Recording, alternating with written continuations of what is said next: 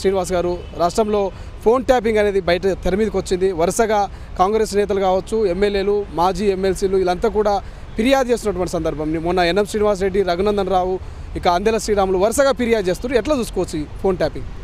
మొత్తంగా 10 ఏళ్ల కేసీఆర్ పాలనలో వ్యవస్థలన్నిటిని కూడా తన ఆధీనంలోకి తీసుకున్నాడు.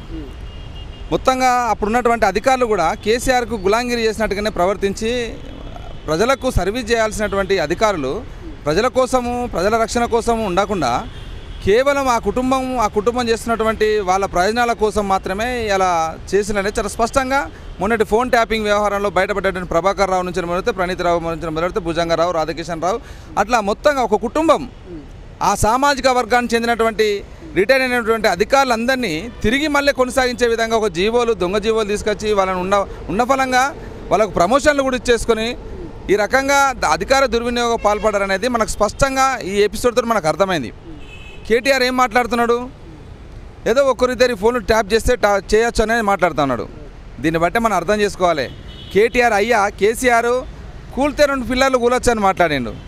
ఈయనేమంటాడు? కేటీఆర్ చేస్తే ఒక్కరిద్దరు చేయొచ్చు అంటాడు.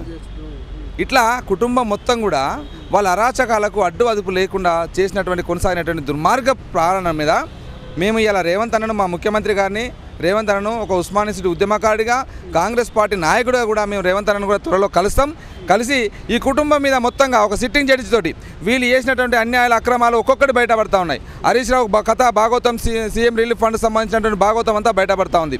అదేవిధంగా ఎర్రబెల్లి దయాకర్ రావు భాగవతం అంతా కూడా బయటపడతా ఉంది. కాబట్టి కవితది ఆల్రెడీ ఒక రాజకీయ డ్రామాలో ఇలా రాజకీయ ప్రయోజనాల కోసం వాళ్ళ అరెస్ట్ డ్రామా అంతా కూడా మనకు తెల్లమవుతా ఉన్నది. వాళ్ళు చేసినటువంటి భూదందాలు అంతా ఇంత కాదు. ఈ ఫోన్ ట్యాపింగ్ వ్యవహారాన్ని ఏదో నలుగురు అధికార పార్టీ ప్రతిపక్ష నాయకుల ఫోన్లు ట్యాప్ చేసిన అనేది వ్యవహారం కాదు.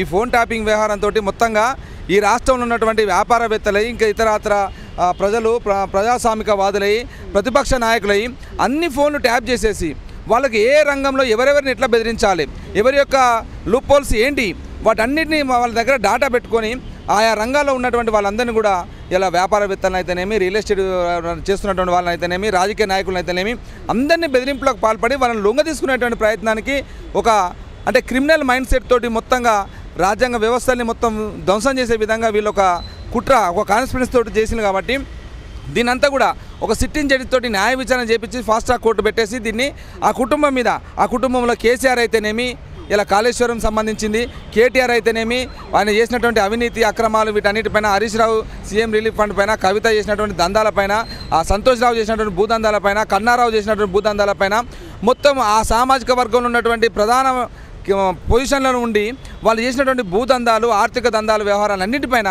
ఒక సిట్టింగ్ జడ్జితో న్యాయ విచారణ జరిపించినప్పుడు ఆ కుటుంబం ఇలా తెలంగాణ ఉద్యమం ముసుగులో చొరబడి ప్రజల త్యాగాలతోటి ఇలా కొట్లాడి, విద్యార్థుల ఉద్యమ త్యాగాలతోటి కొట్లాడి తెచ్చుకున్న తెలంగాణలో పందికొక్కులాగా తిని ఎట్లా వాళ్ళు అనుభవించాలనేది మొత్తంగా బయటపడుతుంది.